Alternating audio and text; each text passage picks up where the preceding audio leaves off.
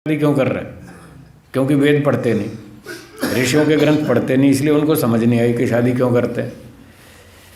वेदों और ऋषियों के अनुसार विवाह करने का उद्देश्य है गृहस्थाश्रम में संसार के सुख दुख का परीक्षण करना। क्या बोला, दोहराइए।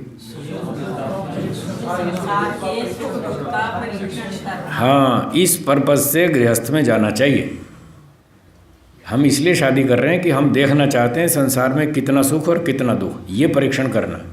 अंधाधुंध भोग विलास करना ये गृहस्थ का उद्देश्य किसी भी वेद में नहीं लिखा है, कहीं भी शास्त्र में नहीं लिखा है कि बस शादी करो और अंधाधुंध भोग भोगते रहो।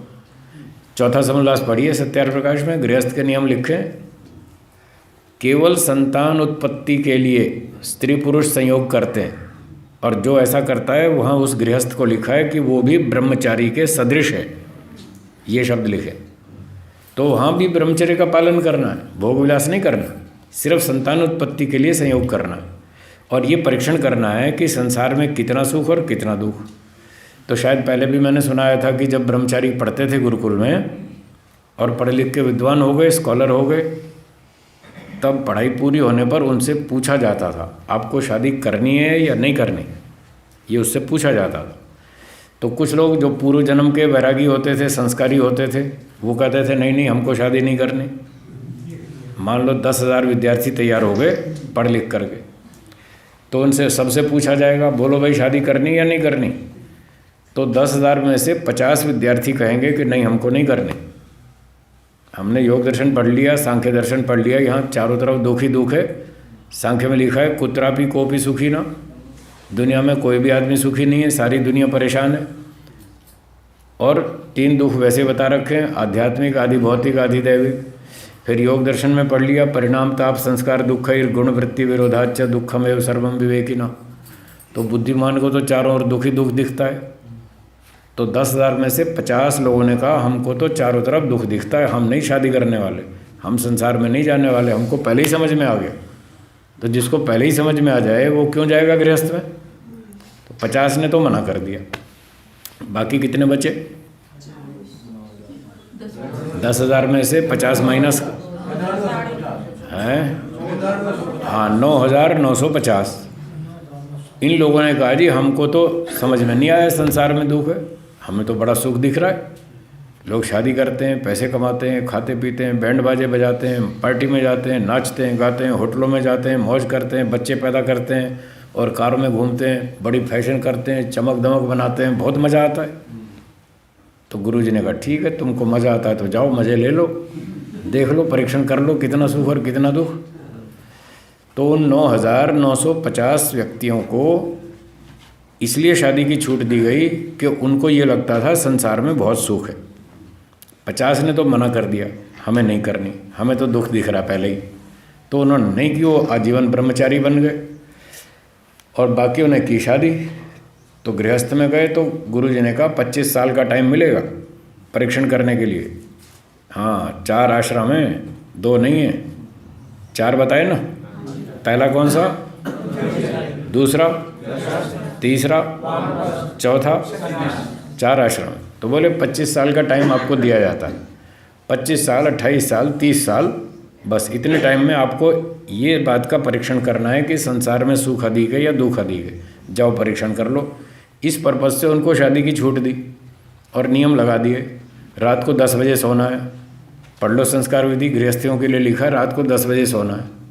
सुबह ब्राह्म मुहूर्त में उठना है, गृहस्थियों के लिए लिखा है, ब्रह्मचारियों के लिए तो है ही है, गृहस्थियों के लिए भी वही कानून है कि 10 बजे सोना, 4 बजे उठना, व्यायाम करना, ब्रह्मचर्य का पालन करना, हवन करना, पंचमहायज्ञ करना, माता पिता की सेवा करना, प्राणियों को भोजन देना, अतिथि विद्वान सन्यासी की सत्संग करना, ये सारे काम आपको करने पड़ेंगे।